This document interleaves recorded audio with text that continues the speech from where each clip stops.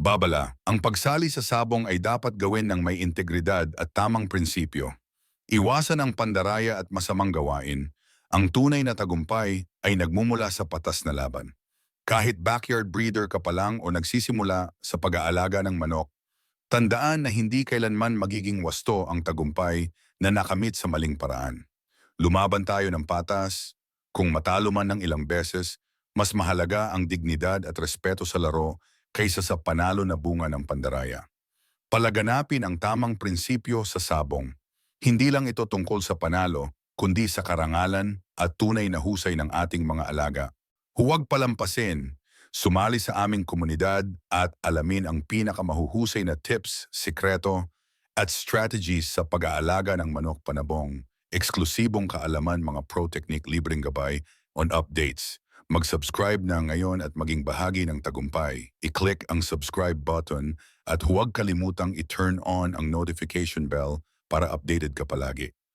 Ang paghahanda ng manok paanabong ay isang masusing proseso na nangangailangan ng tamang pagkondisyon, nutrisyon at training upang mapanatili ang lakas at tibay nito sa laban.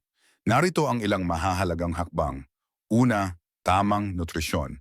Siguraduhin ang manok ay may balanseng pagkain na mayaman sa protina, bitamina, ay mineral upang mapanatili ang lakas at resistensya nito. Pangalawa, ehersisyo at training, regular na pagpapalipad, pagpapatakbo, at pagsasanay sa endurance ay mahalaga upang mapanatili ang bilis at liksi ng manok.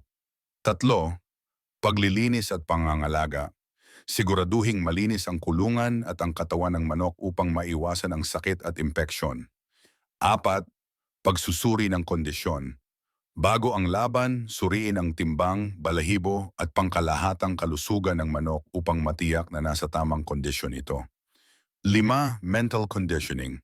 Ang tamang paghawak at pakikitungo sa manok ay makakatulong upang mapanatili ang kumpiyansa at agresyon nito sa laban.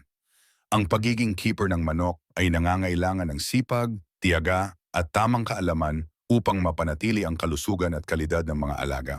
Narito ang ilang mahahalagang payo para sa iyo. Panatilihin ang kalinisan. Regular na linisin ang kulungan upang maiwasan ang sakit at impeksyon. Bigyan ng tamang nutrisyon. Siguraduhing may sapat na pagkain at malinis na tubig ang mga manok araw-araw. Siguruhing may maayos na tirahan. Ang kulungan ay dapat may tamang bentilasyon at proteksyon laban sa mga mandaragit. Suriin ang kalusugan ng manok. Bantayan ang kanilang kondisyon at agad na gamutin kung may senyales ng sakit. Bigyan ng tamang ehersisyo. Hayaan silang lumabas ng kulungan upang makagalaw at mapanatili ang kanilang sigla.